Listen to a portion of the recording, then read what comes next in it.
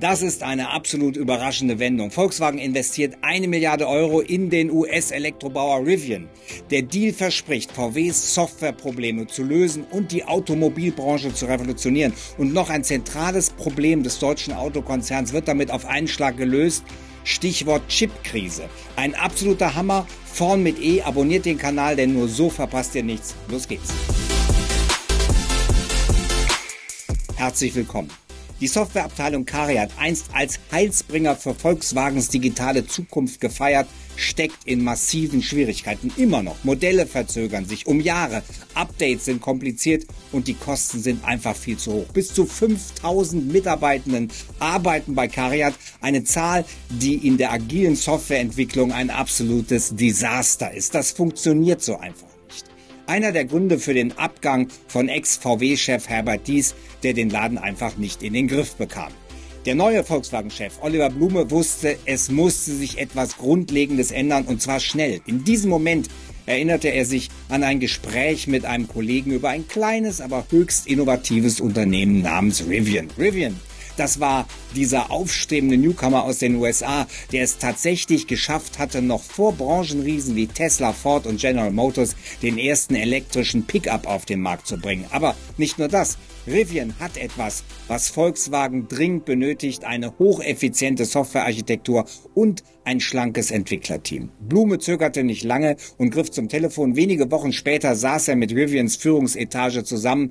Was er dort zu sehen bekam, überzeugte ihn auf Anhieb. Statt unzähliger Steuergeräte, wie sie in herkömmlichen Fahrzeugen, besonders bei deutschen Herstellern üblich sind, setzte Rivian auf wenige zentrale Computerchips, weshalb Updates bei Rivian ein Kinderspiel und bei Volkswagen Pain in the Ass sind. Während Volkswagen-Fahrende für Updates zuweilen die Werkstatt aufsuchen mussten, konnten Rivian-Besitzende ihre Fahrzeuge bequem over-the-air aktualisieren. Eine Technologie, die bisher vor allem mit Tesla in Verbindung gebracht wurde. Und das Beste, die gesamte Software wurde von einem vergleichsweise kleinen, hocheffizienten Team entwickelt.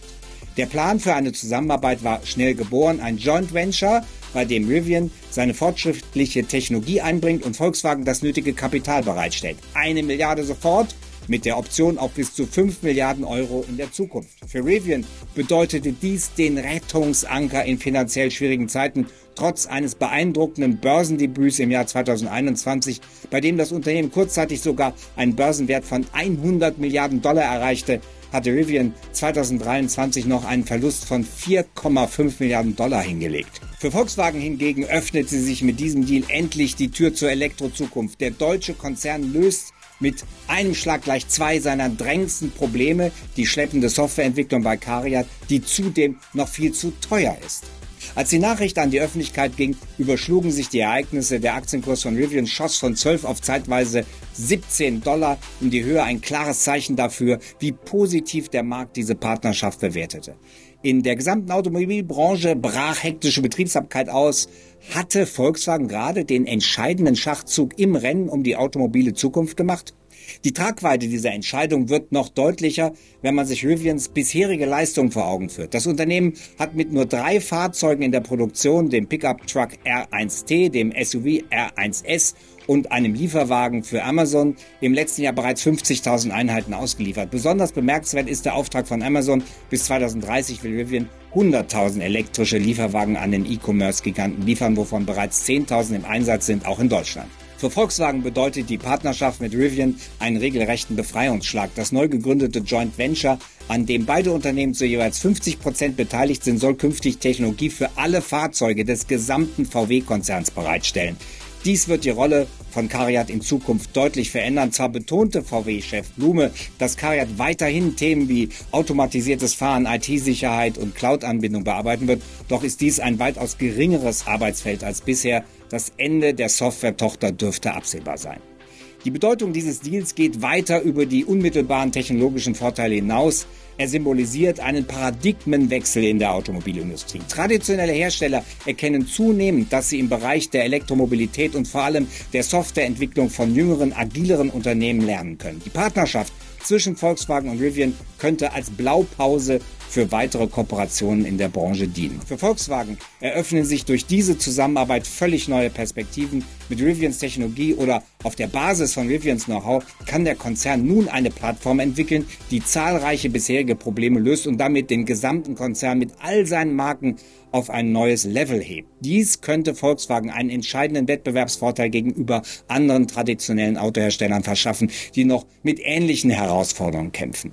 Doch die Partnerschaft birgt auch Risiken. Die Integration von Rivians Technologie in die bestehenden Strukturen von Volkswagen wird eine enorme Herausforderung darstellen. Kulturelle Unterschiede zwischen dem deutschen Traditionsunternehmen und dem amerikanischen Start-up müssen überwunden werden. Schon ganz andere sind an dieser Herkulesaufgabe gescheitert. Zudem steht Rivian trotz seiner innovativen Technologie noch vor der Aufgabe, die Produktion deutlich zu steigern und profitabel zu werden. Und noch ein absolut entscheidendes Problem löst der Deal für Volkswagen. Ein Problem, das alle etablierten Autohersteller betrifft. Bisher hatten sie möglichst viele Standardteile von Zulieferern produzieren lassen. Die Folge: in jedem dieser Teile, ob Fensterheber, Klimaanlage, Scheibenwischer, waren eigene Steuerungen und eben auch mitunter eigene Steuergeräte mit eigenen Chips.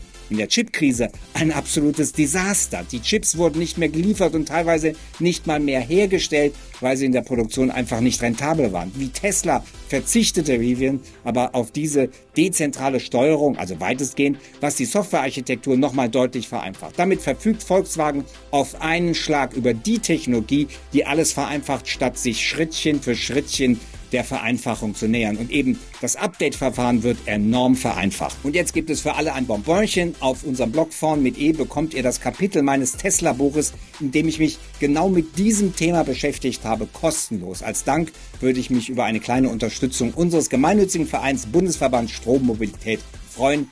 Der macht das hier möglich. Der Link ist unten in der Videobeschreibung. Ansonsten bis dann. Bleibt dran.